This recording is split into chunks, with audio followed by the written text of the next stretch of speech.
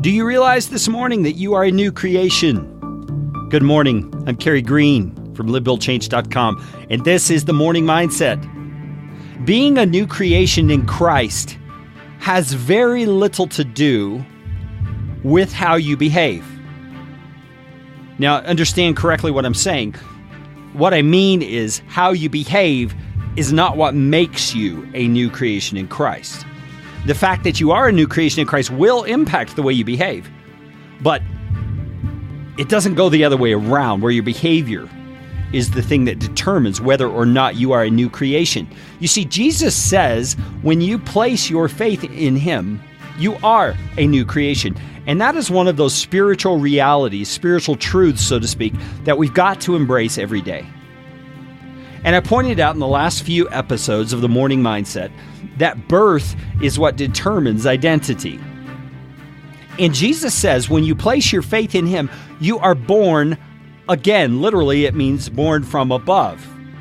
Your old identity that was a slave to sin now is replaced with a new identity. So the reality is that everything God could not stomach about you, your sin, your sinful behavior, the tainted nature that you had as a fallen human being, has been washed away at the cross. Because the reality is that when Christ died on that cross, by virtue of your faith in Him, you were identified with Him, you were placed into Him, and you died with Him. And when He rose from the grave victorious over sin, you rose with Him as a new creation, as a new identity. Just stop and let that soak into your soul for a bit. Marinate in it.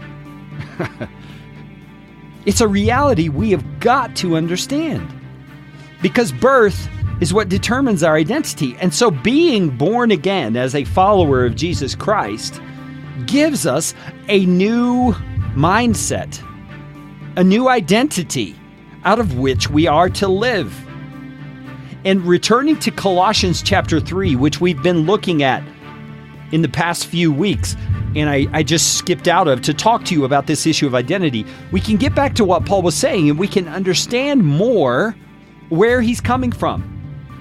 Because the very first verse of chapter 3 he says, if then you have been raised with Christ, if you have a new identity, seek the things that are above, where Christ is seated at the right hand of God. And we've already gone through that section of Colossians chapter 3.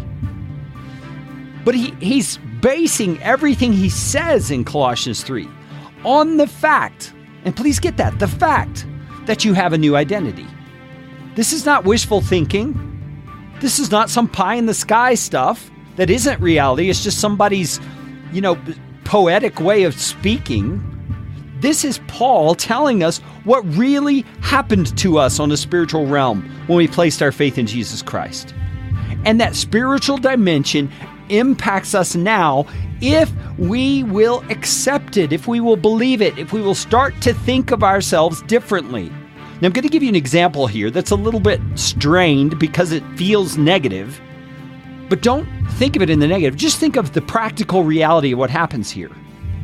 We see these jokes about someone who has a mental disorder and they believe themselves to be someone they're not, like Napoleon or something. And they wind up in an insane asylum because they're always putting their hand in their shirt like Napoleon did, and they're walking around barking orders like Napoleon did because they have a Napoleon complex, is what it's called, where they really believe they are Napoleon. Now, why Napoleon? Well, probably because he had some sense of power in the world, and people feel a need to have a sense of power over their own destiny.